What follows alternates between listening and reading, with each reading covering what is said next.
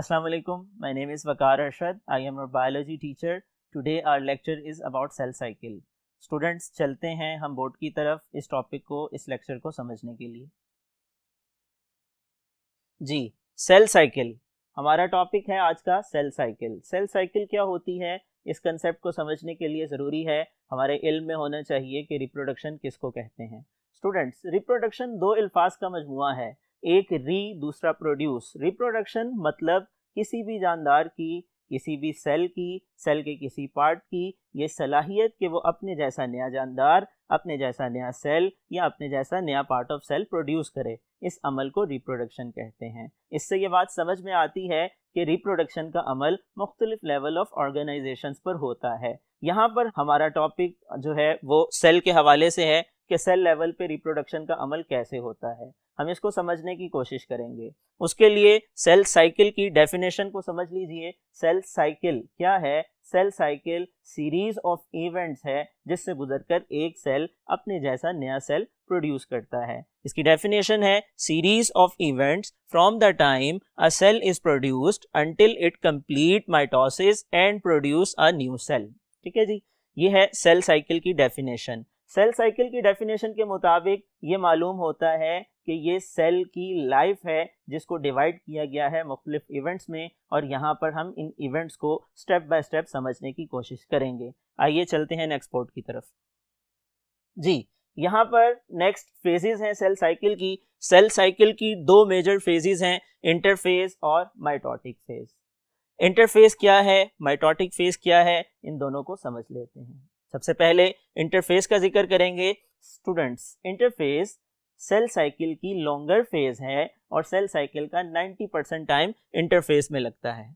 अब सवाल ये पैदा होता है इंटरफेस के अंदर सेल में कौन सी तब्दीलियां आती हैं, तो ये बात समझ लीजिए, जहन नशीन कर लीजिए कि सेल साइकिल की इंटरफेस में जो कि लॉन्गर फेज है, हाई मेटाबॉलिक एक्टिविटी होती है। सेल के अंदर मेटाबॉलिज्म में इजाफा होता है, सेल अपने साइज को बढ़ाता है, सेल अपने ऑर्गेनेलीज को बढ़ाता है, सेल के अंदर प्रोटीन की सप्लाई को बढ़ाया जाता है। अब इसको फर्दर मजीद 3 फेजेस में डिवाइड किया जाता है, गैप 1 फेज, एस फेज और गैप 2 फेज। ठीक है जी। अच्छा, अब गैप 1 फेज को हम G1 फेज का नाम बी देते हैं। ये इंटरफेस का पहला मरहला है और इस मरहले के अंदर कौन कौन से फीचर्स सेल में ऐड होते हैं उनको समझ लेते हैं। सबसे पहले सेल के साइज में इजाफा होता है, सेल अपनी जिसामत को बढ़ा लेता है। उसके बाद सेल अपनी प्रोटीन्स की सप्लाई को बढ़ा लेता है, खास किस्म की प्रोटीन्स सेल के अंदर डेवलप होती हैं। उसके बाद सेल के ऑर्गेनेलीज में इजाफा होता है। मिसाल के तौर पर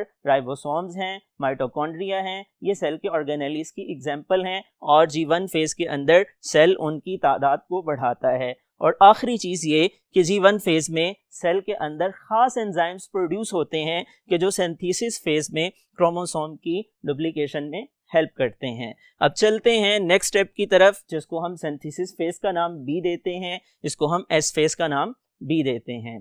इस फेज का कैरेक्टर क्या है, इसके नाम से अगर आप थोड़ा सा सोचने की कोशिश करें आपको समझ आ जाता है कि इसके अंदर कोई चीज़ सिंथेसाइज हो रही है और इसके अंदर बेसिकली क्रोमोसोम सिंथेसाइज हो रहे हैं, क्रोमोसोम डुप्लीकेट हो रहे हैं। यहाँ पर एंटर होने से पहले सेल के क्रोमोसोम इस फेज में होते हैं, इस शेप में होते हैं, लेकिन जैसे ही ये क्रोमोसोम सिंथेसिस फेज में आते हैं तो 1 से 2 धागों में तब्दील हो जाते हैं और इनको हम सिस्टर क्रोमेटिड्स का नाम देते हैं। ये दोनों आपस में सेंट्रल पॉइंट पे मिलते हैं। ये ब्लैक कलर का यहाँ पर मेंशन किया गया है, इस सेंट्रल पॉइंट को सेंट्रोमियर कहते हैं। ये दोनों धागे सेंट्रोमियर के जरिए आपस में अटैच होते हैं और इन दोनों धागों को एक दूसरे के सिस्टर क्रोमेटिड्स का नाम दिया जाता है। उसके बाद जब क्रोमोसोम्स की डुप्लीकेशन हो जाती है तो अगला मरहला गैप 2 का है, इसको हम G2 फेज का नाम बी देते हैं। गैप 2 के अंदर क्या कैरेक्टर्स आते हैं, सेल में क्या चेंजेस आती हैं? बेसिक कैरेक्टर ये है कि सेल के अंदर वो प्रोटीन तैयार होती हैं कि जिन्होंने माइटोसिस में हेल्प करनी है। माइटोसिस क्या है? ये सेल डिवीजन है, सेल डिवीजन की एक फॉर्म है। इसको हम आगे जा कर के समझने की कोशिश करते हैं। यहाँ पर एक नुक्ता समझ लीजिए कि वो कौन सी प्रोटीन है जो सेल की डिवीजन यानी माइटोसिस में हेल्प करती हैं, वो स्पिंडल फाइबर्स हैं। अगर मैं व्हाइट बोर्ड पे डायग्राम बना के आपको समझाऊं तो कुछ इस तरह से आप समझ सकते हैं। ये एक सेल है, इस सेल के अंदर क्रोमोसोम्स की डिवीजन हो रही है ये क्रोमोसोम एक साथ जुड़े हैं और यहाँ पर सेल के दोनों पोल्स पर खास किस्म की प्रोटीन्स इमर्ज होती हैं जिनको हम स्पिंडल फाइबर्स का नाम देते हैं। ये स्पिंडल फाइबर्स क्या करते हैं, ये क्रोमोसोम को इक्वली डिवाइड करते हैं, दो इक्वल हाफ्स में डिवाइड करते हैं, क्योंकि हमें पता है कि सेल डिवीजन के दौरान एक सेल ने दो नए सेल्स में तब्दील होना है।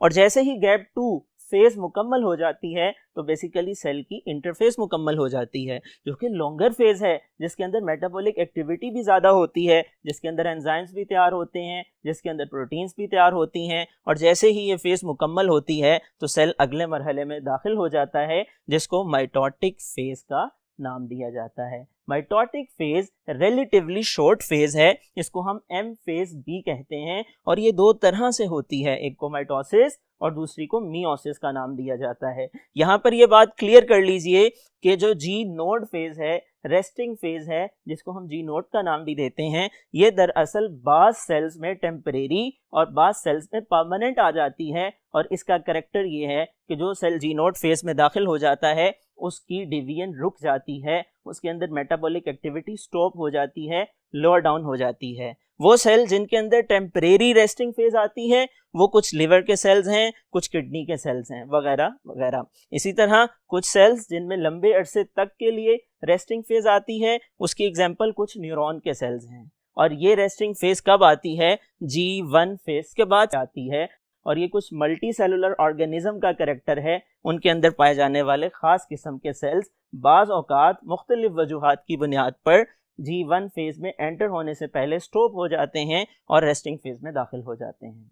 और अगर इन केस रेस्टिंग फेज का अमल नहीं होता तो सेल की इंटरफेज मुकम्मल होने के बाद अगला मरहला शुरू हो जाता है, जिसको माइटोटिक फेज का नाम दिया जाता है। और माइटोटिक फेज दो तरह से होती है, माइटोसिस और मियोसिस। इन दोनों में फ़र्क क्या है, वो फ़र्क हमारा अगला टॉपिक है, उसको नेक्स्ट लेक्चर में हम डिस्कस करेंगे। इससे पहले कुछ इंपॉर्टेंट कंसेप्ट को समझने के लिए आइए चलते हैं नेक्स्ट पोर्ट की तरफ।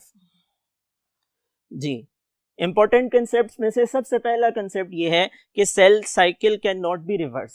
इसका क्या मतलब है स्टूडेंट्स? इसका मतलब ये है कि सेल साइकिल का हर मरहला इंपॉर्टेंट है, सिक्वेंशियल है, ऑर्डर्ड है, एक तरतीब से अल्लाह ताला ने बनाया हुआ है, उसके अंदर बिल्कुल चेंजेस नहीं आ सकती, इसलिए हम ये कह सकते हैं cell cycle can not be reversed. और दूसरा इंपॉर्टेंट कंसेप्ट ये है कि इंटरफेज में सेल साइकिल का 90% टाइम लगता है, ठीक है जी। और जो रिमेनिंग 10% टाइम है वो माइटोटिक फेज में इस्तेमाल होता है। इससे ये बात समझ में आती है कि इंटरफेज लॉन्गर फेज है, माइटोटिक फेज जो है वो शॉर्ट फेज है। ये इंपॉर्टेंट कंसेप्ट्स हैं और आज का हमारा लेक्चर जो कि सेल साइकिल से रिलेटेड है उसकी इंटरफेस को हमने डिस्कस किया। आइए चलते हैं नेक्स्ट बोर्ड की तरफ ताकि इसकी समरी को रिकॉल कर लिया जाए। जी, समरी हमने क्या पढ़ा?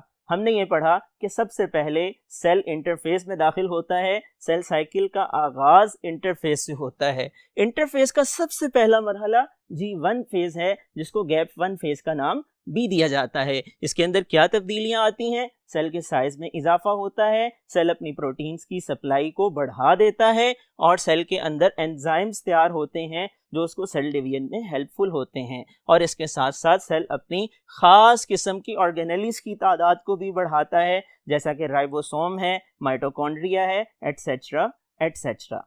जब गैप 1 फेज या G1 फेज मुकम्मल हो जाता है तो इससे अगला मरहला एस फेज कहलाता है। एस फेज के अंदर सेल अपने क्रोमोसोम्स को 1 से 2, 2 से 4 डुप्लीकेट करता है, इसीलिए ये मरहला सिंथेसिस फेज या एस फेज के नाम से याद किया जाता है। इसके बाद अगला मरहला है गैप 2 फेज, इसको G2 फेज का नाम भी दिया जाता है। और इसके अंदर सेल अपने वो प्रोटीन्स तैयार करता है जो फाइबर लाइक होते हैं, धागा नुमा होते हैं, जो कि सेल डिवीजन के दौरान क्रोमोसोम को इक्वली डिवाइड करने में हेल्प करते हैं और इनको हम नाम देते हैं स्पिंडल फाइबर्स का। स्टूडेंट, यहाँ तक इंटरफेस कंप्लीट हो जाता है और उसके बाद अगला मरहला शुरू होता है जिसको माइटोटिक फेज कहा जाता है।